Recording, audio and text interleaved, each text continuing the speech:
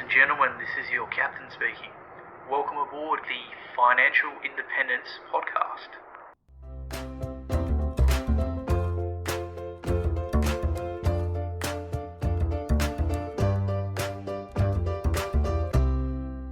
G'day, and welcome to another episode of Captain Fi, the Financial Independence Podcast, where I open the cockpit to some of the best and brightest in personal finance, as well as those who have reached or are on their way to financial independence. Before we get started, remember, nothing said here is financial advice, and you should always do your own independent research before making any financial choices. With that being said, I hope you enjoy the episode and learn something new.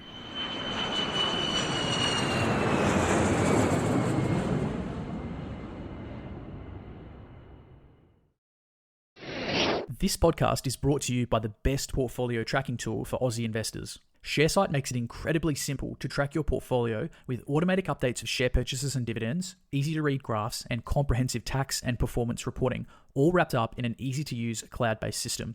For users with fewer than 10 holdings, it is completely free, and I even used the free version for years. Head over to captainfi.com/ShareSite-review to see if ShareSite is for you. Captain Fi listeners can score themselves 4 months of ShareSite Premium for free by using the bonus sign-up code in the article. If you do ever decide to hold more than 10 stocks, be sure to use this code to get your first 4 months for free. Even if you do only plan to use the free version, using the code means if you ever do upgrade, you'll still get your 4 months for free. Ditch the Excel spreadsheet and complete your tax with a click of a button by signing up today. That's captainfi.com/ShareSite-review for your 4 free months. G'day and welcome back to another episode of This Is Your Captain Speaking, a monologue where I just chat about financial independence. Today I'm going to be chatting about my 1 year of early retirement, or probably better to be called semi-retirement, because I have been working on projects, but essentially 1 year since I hang up my wings and am no longer flying to earn a wage. So, for anyone who's new to the podcast, my journey to FI has taken place over 14 years in the workforce. I started my career with an engineering scholarship and side hustled my little butt off to become qualified as a pilot, and finally got my dream job flying as a transport pilot. The catalyst for leaving full-time work in the end was a combination of things. I had some family health issues, unfortunately both parents suffering from terminal cancer, but I also had some other personal reasons going on as well. There was the Black Summer bushfires which came through Sydney and probably led to some tensions leading to the breakup of a long-term relationship that I was in. And I was experiencing a bit of ongoing disharmony at work, and I just didn't find myself motivated, or I didn't really want to be there anymore. So 12 months ago, on Star Wars Day actually, May the 4th, I pulled the pin and left. I still had, obviously, some leave entitlements and things like that, which I was able to cash in, so I had a pretty good cash buffer. But also, and this is something I'll get into later in the episode, I've actually been able to generate income from my website side hustles. So it hasn't actually been the giant leap of faith that I thought it was going to be. Some really interesting themes that came up after a year of early retirement, or should say semi-retirement, was actually a huge sense of a loss of identity. I actually missed working and miss my job. Even though at times I couldn't wait to leave my job, I actually found myself really missing the job, missing the aircraft, missing the lifestyle, and missing some of my co-workers as well, because we did have a lot of great times. It was a hard job, but there was some awesome stuff. One of the things that I got into was obviously a bit of reading, and I got given an awesome book by my mum, which was called Entangled Life by Merlin Sheldrake. And Entangled Life is all about fungi and how fungi work and what they do and how they interact with us and other plants. And it was awesome. And it led me down this rabbit hole of learning about psilocybin and other psychedelics. And I had been going through therapy, which has been really helpful, seeing and talking to a counsellor. And I actually had my first experience with psilocybin and had a pretty remarkable experience. I had the full-on ego dissolution and some pretty hectic, some people would say them hallucinations. I would probably more talk to them being visualizations or almost lucid dreams. And yeah, it really shifted my perspective. That's not to say that I'm now perfect and I don't have an ego. I certainly do. I think I'm probably just a little bit more aware of my ego and how it contributes to maybe my mindset and some of my actions. A really positive thing that came out of it, though, was I began to decouple this idea that the net wealth was your net worth. So that was a really important mindset shift and a new perspective for me. Unfortunately, my dog passed away. Losing her to cancer, it was bloody hard. It really just started as a sore leg. She began limping, it got worse and worse. And after going to the vet, we tried some painkillers, just continued to deteriorate. So when she had the imaging scans, it showed an osteosarcoma, which had unfortunately already spread into her organs. And like the vet said, you'd be lucky to get a few weeks, and pretty much 2 weeks from that day, she told me she was ready. She passed peacefully at home. It was really upsetting. We'd grown quite close over the year, the 12 months that we'd spent together. And so I ended up burying her right at the top of a hill, a place that she loved to go exploring. So we go and visit her from time to time when we go hiking.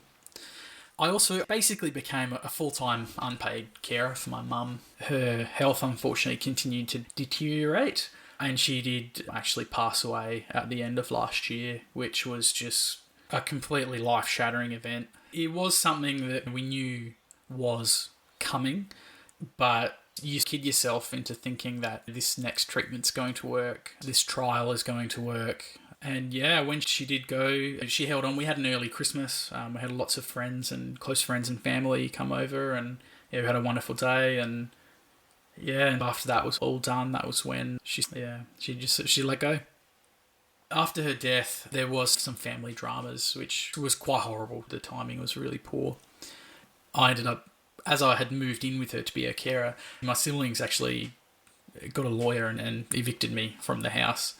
Not that I particularly wanted to be there, but it is very difficult to get a rental during an accommodation crisis. So this was really hard. And I spoke a bit about this in my blog post update, where I'd mentioned we had actually applied for hundreds of properties. I think it was like 200 and something applications that we'd sent. So we ended up just actually going overseas for a few months and visiting my partner's family, which was bloody awesome. Once we got home, the struggle continued. We did eventually find a place, and I'm recording from the new office now. Once we settled into the rental and all was said and done, the biggest thing that I guess I learned was you do need to have some kind of project or structuring of your time, because you do now have all the time in the world, and it's very easy to get sucked into this black hole of vegging out TV, not really doing much, and that sort of depression clouds can form. So it's really important to stay motivated and passionate on some kind of project and having some structure to your day and to your time. So on the travelling aspect, my partner and I, we did lots of shorter trips, interstate trips, road trips, flying and hiring cars, camper vans, that kind of stuff. We had a great time. As I mentioned earlier, we went overseas for a couple of months to Southeast Asia. So we based ourselves out of the Philippines with her family. And we did some cool stuff. We did a cruise. We visited like Thailand, Malaysia, Singapore. It was really fun. As my mentor says to me, you really got to get out of your comfort zone and taste from the smorgasbord of life, which I chuckled at when he first said, but no, it does make sense. So we've been trying to do new experiences, a bit of slow travel, and it's confronting because after traveling professionally as a pilot for so many years, I had this attitude that yes, I've been around the world, I've seen there and done it, got the t-shirt, but really, there's actually a whole world out there, even if you think you've seen it all before. And everyone keeps saying your younger years, your prime years to spend, while you still have the health. And for those of us who've reached financial independence, we're really quite blessed in that we have time, money and health. So it would be crazy not to get out there and use it whilst we do want the comfort of having money in investments, you can obviously take it too far, frugality when it becomes an obsession. And this is something that I've been working on, that it's okay to spend. And this has been a regular theme when I chat to the counsellor, is it's okay to spend money. It's okay to enjoy the fruits of your labour. So having said that though, we have done a lot of travelling and we spent a lot of time away from home. And I think I must be just a bit of a homebody. After all the sort of travelling I did for work, and just when we go flying, sitting in the back of a plane or standing queuing in a line, it just seems to really piss me off. I can't explain it. It just feels like I'm wasting time, even though you are getting out there and seeing the world.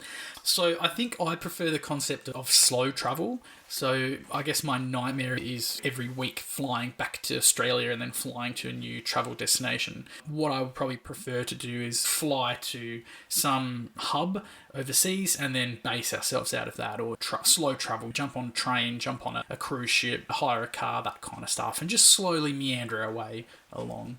And I love doing that back home in Australia just because everything is quite safe in Australia. You have all of your comforts, you understand how everything works, and there's actually a lot of really cool stuff to see in Australia. There's still so much that I haven't seen and so much that I want to show my partner.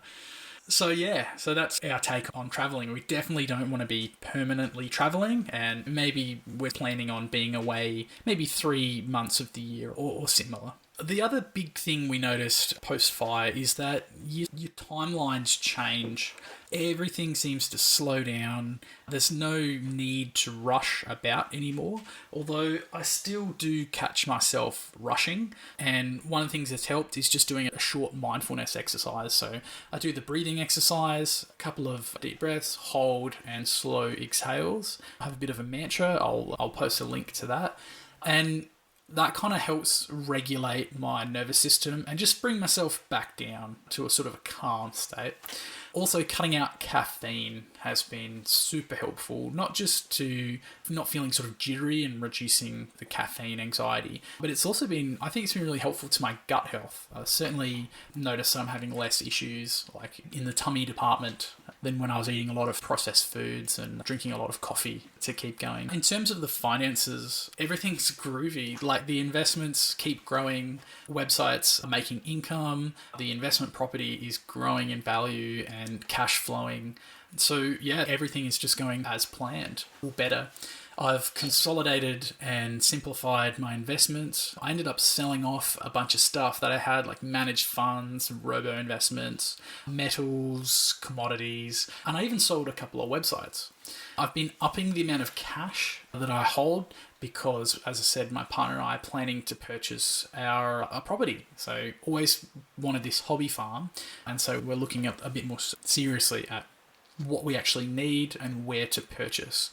As I mentioned in my update, we're not 100% set on the Adelaide Hills anymore. Really, we were basing our plan there based off family. But as I mentioned, there's been some sort of family dramas and we sort of don't feel the need to be located in Adelaide anymore, despite it being a wonderful place to live, and we might very well end up settling in the hills still, but we are broadening our search to have a look at areas around Brisbane as well, which is quite nice, and we've got lots of friends and family over there as well. The takeaway there with the finance is that, yep, the fire plan is solid, but you should consider working on some form of scalable side hustle, even while you're working, as a bit of a backup plan to your conventional portfolio.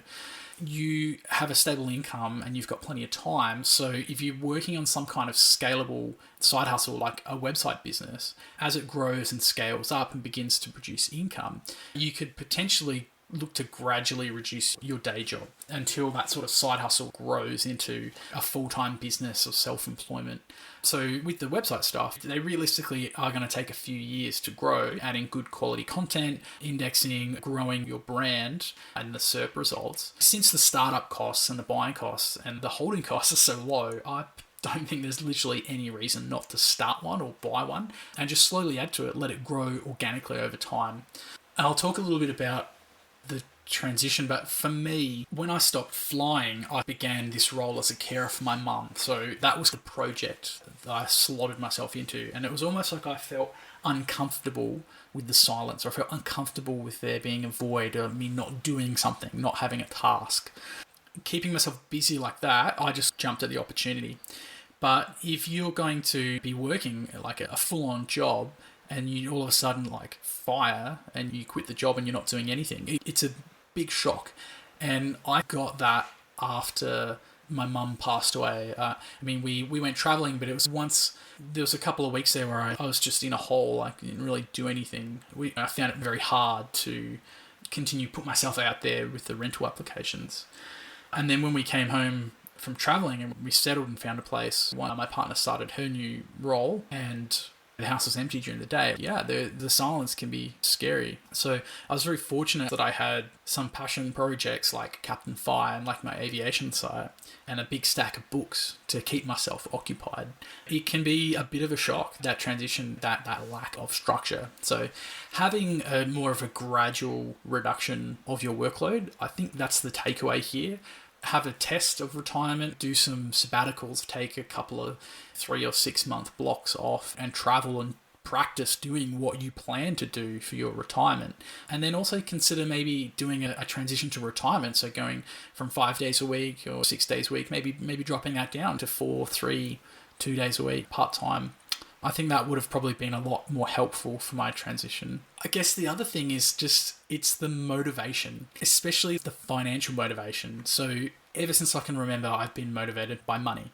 In fact, that's been like a theme of my childhood that I've been working on, overcoming these money traumas and this scarcity mindset, is I've just been so driven by money, or not having enough money to feel safe, that I've been very motivated by money and using money to try and regain control of my life and to try and build stability.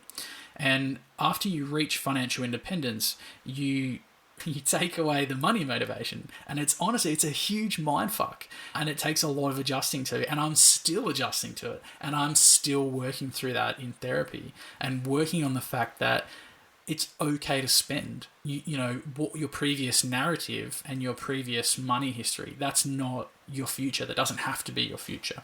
So it's been good timing, actually. Ramit Sethi's new Netflix show, I Will Teach You to Be Rich. That was awesome.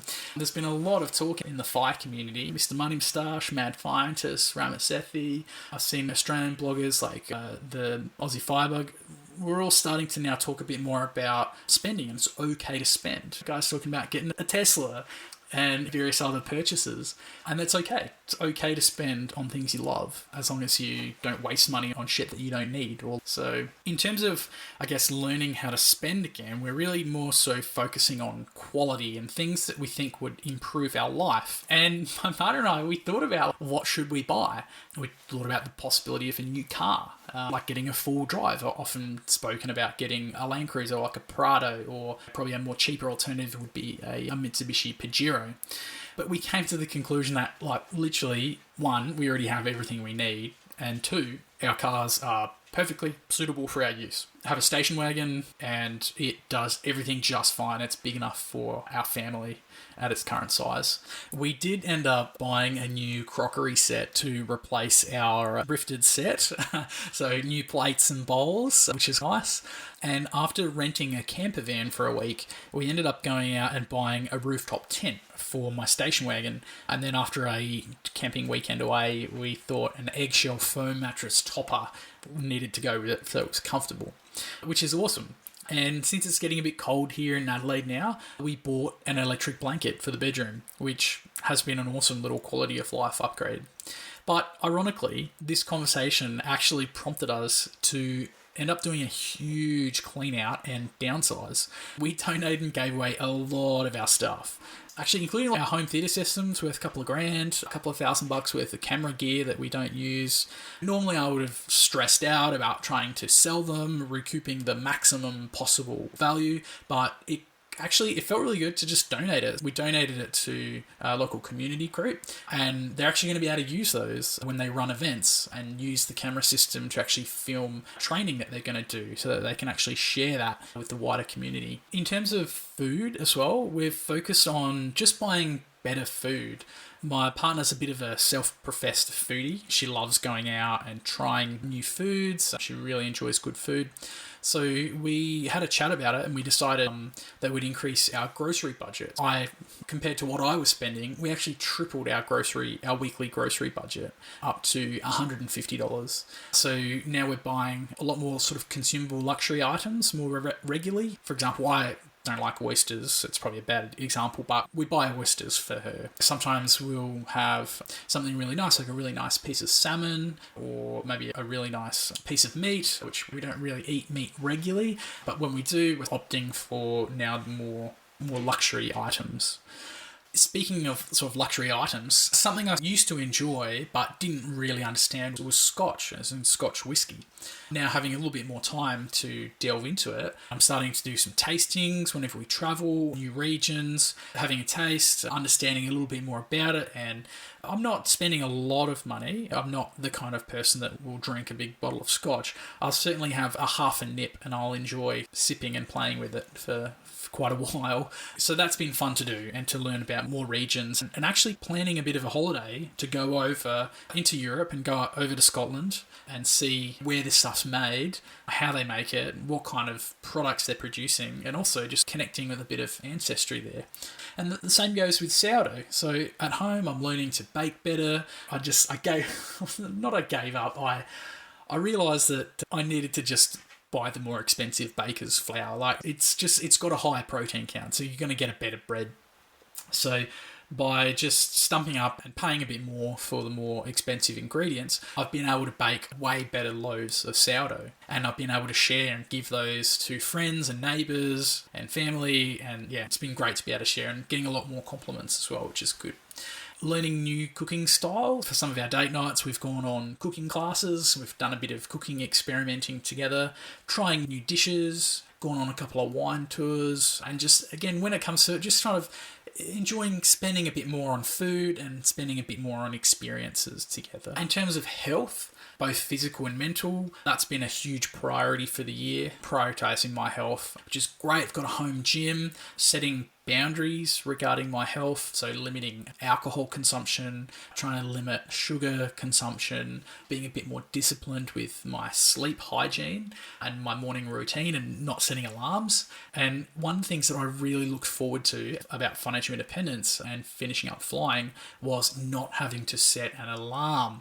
And I always used to fantasize about this. I'd read this article from Mr. Money Moustache about how whenever anyone tried to organise something for earlier than 9 a.m, that he would just laugh at them. And I was like, I cannot wait to be in that position. But seriously, yes, if you try and get me to do something in the morning before 9 o'clock, like, good luck. I'm not going to be there. But also setting more boundaries in actually saying no to things. So saying no to particular gatherings, saying no to particular events or work opportunities. It's okay to say no and to just be happy doing less. We don't always have to be hyper productive, and that's been really cool. My morning routine at the moment, it looks like waking up naturally. It's usually sometime around 6:30 to 7:30. I go to let the dog out of her crate. She comes in, has a cuddle with us in the bed. Then I'll make a cup of tea, have a couple of bits of fruit. Even though everyone says, oh, don't use your phone when you wake up, I do end up checking my emails and checking my notifications. And I potter around the house, do a bit of tidying up. Then the dog and I enjoy a bit of time together. We do a little bit of training and we go for a walk. Then usually when I come home, have a bit of a light breakfast, maybe another piece of fruit, a bit of cereal, a little bit of dark chocolate. And then I try and get stuck into my Pilates, stretching. It's like yoga. It's been really beneficial. That's been something that the physio has been getting me doing. And then my weightlifting before doing whatever I had planned for the day, just reading, riding the bike, heading out. As I mentioned before, it can be tempting to just get sucked into a bit of a depression hole and do nothing and just watch movies. And I think I'd been there and I did that for, it was longer than I'd like to admit, wearing the same clothes every day, just sitting on the couch, not really getting out and doing anything. But it's not really a good place to be. Getting out there, keep on moving, working on projects, reading. I found the more active I am and the more sort of stuff I do, the happier I am. So I think that's probably another argument or lesson to have something that you're retiring to rather than that you're retiring from. Because if you just sit around and do nothing, it's not good. And from talking to my mentor, he's had a lot of experience with older people, older business owners, and his previous clients. He'll say to me, the day you retire is one of the most dangerous days for your health, because a lot of them, they sit around, they do nothing. What do? Start drinking, they're not moving, not exercising, don't feel useful. Maybe depression sets in. And unfortunately, he said he has actually lost quite a few very successful business owners. They end up just killing themselves. It's shocking, but it happens. So I think it's important to stay busy and keep working on projects and keep using your brain, keep using your body. Anyway, the more I do that, the happier I am. And regularly talking to a therapist to chat, and regularly seeing a physiotherapist to work on back pain has been super helpful. And between those two things plus the psilocybin, I've been able to reduce my reliance on painkillers, and I'm actually having more pain-less or pain-free days, which is really cool. Do you have a side hustle? My side hustle is websites, a form of digital real estate. If you want to learn more about this lucrative side hustle, check out my review of the eBusiness Institute and their online self-paced courses. They cover everything from total beginners right through to advanced web design and how to buy, renovate, and sell websites for profit. As a graduate of Matt and Liz's courses, I can't thank them enough for the valuable web skills they gave me, and now I enjoy growing my portfolio of websites for income. Captain Fi listeners can register for free access to some of these courses by signing up using the link at www.captainfi.com/ebusiness-institute-review. Build your portfolio of digital real estate and start using websites to make money today. One of the projects that I've had going on is my reading list. So this past year, even with everything that's going on, I was able to get through a couple dozen books, which was awesome. I still have over 100 on my reading list. And it's been good not to just pigeonhole myself into just finance books or investing books. And I'm really trying to branch out and try some new genres and styles. Some awesome books that I've read that I can recommend from this year are Outliers, How to Do the Work, How to Change Your Mind by Pollan. In fact, Pollan's got a number of awesome books. You pretty much can't go wrong with anything from Michael Pollan. Ego is the Enemy, the book of Ichigo Ichi, Nausea, although that's a bit of a painful book to read, but it's worth it. Marching Powder, that was very interesting to read. That's an account of a drug trafficker who was convicted and spent time in a Bolivian prison, and it is very eye-opening. Other books, The Alchemist, Awaken the Giant Within, awesome one by Dave Gause, Strong Money Australia, a book based off his blog. Also the Exitpreneur Playbook, and too many more to list. I'll put the full list on the blog, but like I said, had plenty more to read to keep me very busy. I actually just finished yesterday Be Here Now, which is written by Ram Dass, previously Professor Richard Alpert from Harvard. So he was one of the original researchers into psilocybin and LSD, along with Timothy O'Leary. And really interesting book, reading about his history and about the Buddhist belief system. I guess in general, I've been relearning that it's how to be creative. And I guess don't want to say how to be productive, but replace the word productive with creative. So how to be creative without the stress or pressure from a job or a deadline, sort of forcing you to do something or expecting you to do something. It's okay to just be creative. You literally don't have to be good at something just so that you do it. So I suck at playing guitar, but it's fun. And when I play it, I feel connected to my mum because my mum actually gave me this guitar. It was one of her old ones. And it's challenging. And I'm impressed with myself when I can learn a new chord, a new song. But look, I'm not going to be performing anytime soon, but that doesn't mean I shouldn't have fun practicing. Also, I'm not the world's best gardener, but I love growing stuff. I love growing plants and food and herbs and trees. Same as writing and podcasting. I'm not winning any awards here on this podcast or on Captain Fi. But the point is, you don't have to be the best. You don't have to be everything to everyone, but you can just enjoy creating something. Even if it's not super efficient or productive, or it's a side hustle or it's making lots of money, like there is joy in creating stuff for creation's sake. And everyone will interpret that differently, but I love it when stuff that you create, other people can enjoy. And I'm hoping that people get value out of these podcasts because I do spend a while doing them. Admin, so I got on top of my admin and my estate plan. So went and revisited my Barefoot Investor Fearless folder, updated my will, advanced care directive, getting a binding financial agreement sorted, and just going through my standard yearly financial health check, which is basically auditing bills and insurances. Yeah, nothing too sexy, but important to do. So that was something we did recently. I guess a big thing it has been socializing and connecting with people. That's been, I wouldn't say an issue, but it's been an area that I've been deliberately focusing on. So usually you get a lot of this at work for free, right? It just happens. Whether you like your colleagues or not, you're going to spend a lot of time with them. And most people end up building a friendship group which has a lot of colleagues or a lot of work friends in it, or people that you meet through friends of work friends. But you know, what COVID has shown us, when you work from home or you choose to retire early or semi-retire, you're not going to have as much of these forced social connections.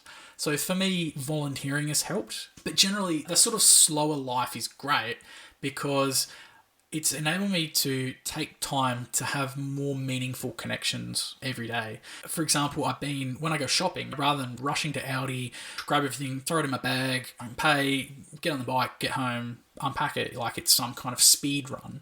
Instead, I'll walk or ride to the local fruit and veg shop. I'll have a chat to the shop owner, talk about their day, try some of the different fruits, find something that's nice. Oh, this different type of fig, or this is a different type of melon. Actually interact. It's been refreshing. So when we were in Tasmania recently, we went to the Mona Gallery, which, don't get me started, it's very different. Anyway, there's a small cafe there down right at the bottom of the basement, and it was just very busy, so there wasn't any free chairs. And I was looking around, probably looking a bit sheepish with a coffee and a biscuit. And this old couple beckoned me to come sit down and join their table. And we ended up speaking for nearly an hour. Not that Mona wasn't interesting, but I'd certainly looked at most things many times, and I was ready to sit down and have a break. Sensory overload. But anyway, we were chatting for nearly an hour, and it turns out the guy was actually a retired pilot who turned designer, and he had actually designed and had manufactured all of the exit signs in the Mona Gallery. And his wife was a business executive, so they were both pretty well off, and they'd told me stories about how they'd travelled the world and they'd tried all the luxury things in the world, and they'd been to these fancy hotels and galleries, and they'd seen the masters, all the famous artworks. And they mentioned how they were a bit over it. They were sitting down at the cafe, they were over the gallery as well. But it was really cool to connect and learn a bit about them in this sort of unplanned, unscheduled meeting. And yeah, we ended up exchanging details, and who knows, we might catch up again in the future. So other ways I've been trying to stay connected and socialise within the FIRE community. I've been doing more collaborations, podcasts, being a guest on podcasts, doing interviews, actually meeting up with people, bloggers and readers in person. I've been doing more classes, done some cooking classes, done some tours, and yeah, just taking the time to actually speak to people and not just talk, but to actually converse and take the actual time to listen to what people are saying and try and connect. So that's been a big area we've been working on. I guess another thing that's surfaced is needing to give back more, or wanting to give back more, I should say. There's definitely this sort of feeling of guilt after reaching financial independence, and I don't know how else to describe it. It feels like survivor's guilt. It's almost like I've made it, and it was a stressful journey. Personally, I pushed a bit hard. I had very high savings rate, often up above 75-80%, some months in the 90s. And really, that wasn't healthy. So it felt like it was a bit of a battle, and there was some stress and cortisol hormone involved there. But now, yeah, being at the end, it's like it's calm, the dust has settled, the financial war is over, and I feel a little bit guilty of all the privileges that I have now. People talk about Maslow's hierarchy of needs, and I guess the self-actualization of the giving usually ends up at the top. Or you look at Dave Ramsey's baby steps and Barefoot Investor's steps, they all finish in giving at the end. And this kind of really hit me quite hard when we were in the Philippines, especially just seeing the poverty over there. And I think I had a few moments. One was we were stuck in traffic, as we often were, and there was these kids, just filthy children in the street, no clothes or ripped clothes, dirty, just begging. And they were smiling and happy and running around, but I just thought, what parent would put their child on a 8-lane highway begging for coins and scraps and stuff? And I just thought I need to be doing more. I'd been so focused on my own journey to FI, and it's been so introspective, if that makes sense. I hadn't really been looking at other people's needs. I was so obsessed on savings rates and productivity and side hustles, and overlooked my own privilege as an Australian. I used to do a bit of volunteering here and there and coaching within the aviation community, but nowhere near as much as I could have been. I've been volunteering more and getting involved with community stuff like the community gardens. After my sister's partner had a complication in surgery and she needed a lot of blood transfusions, it gave us a kick up the arse to start giving blood again regularly, which was a relatively easy and quick thing we could do to help give back. It was definitely a bit confronting the first time back giving blood, because when they hook you up to the machines, it looks a lot like a chemo ward, and it was actually a bit triggering for me. I didn't expect to feel that, but just had this wave of sadness that just basically brought me to tears. And sometimes these things just get you when you're not expecting it. But whilst volunteering and donating your time and giving blood is good, it came down to actually giving actual money is something that I need to start doing.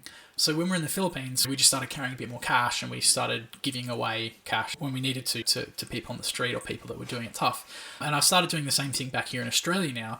Previously, someone on the street might come and ask me for money, and it'd make me feel really awkward, and I'd follow the generic script of, I'm not going to enable this person's drug addiction, or I'm not going to enable this person's alcohol addiction.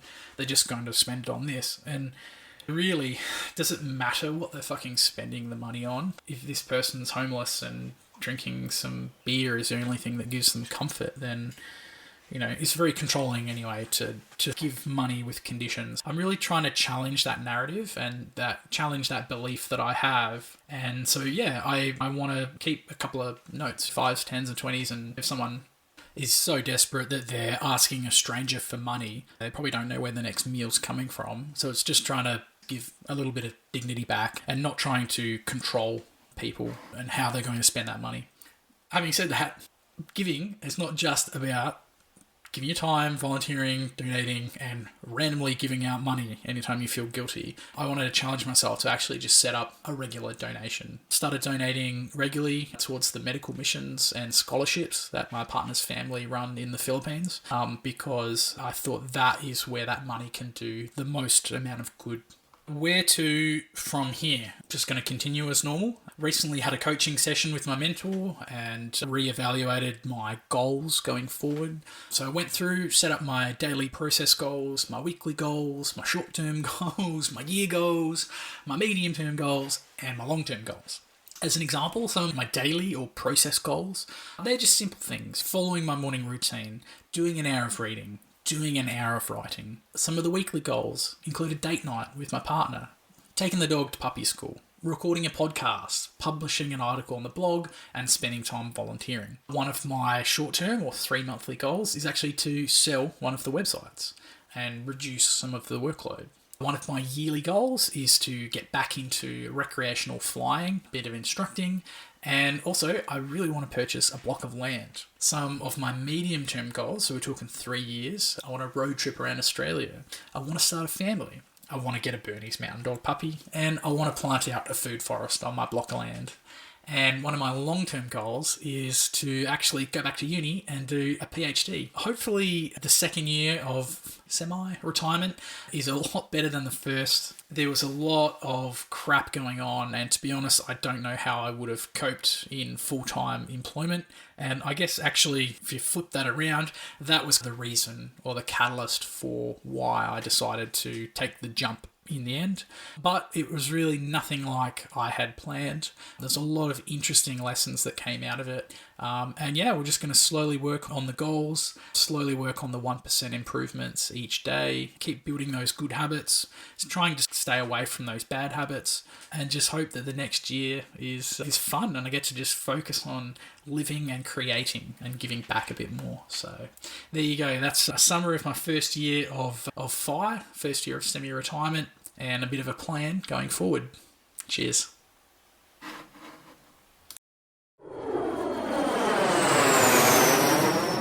Thanks for listening to another episode of the Captain FIRE Financial Independence Podcast. To read the transcript or check out the show notes, head over to www.captainfire.com for all the details. If you have a question for the captain, make sure to get in touch. You might even make it on the airwaves. You can reach me online through the Captain FIRE contact form or get in touch through the socials.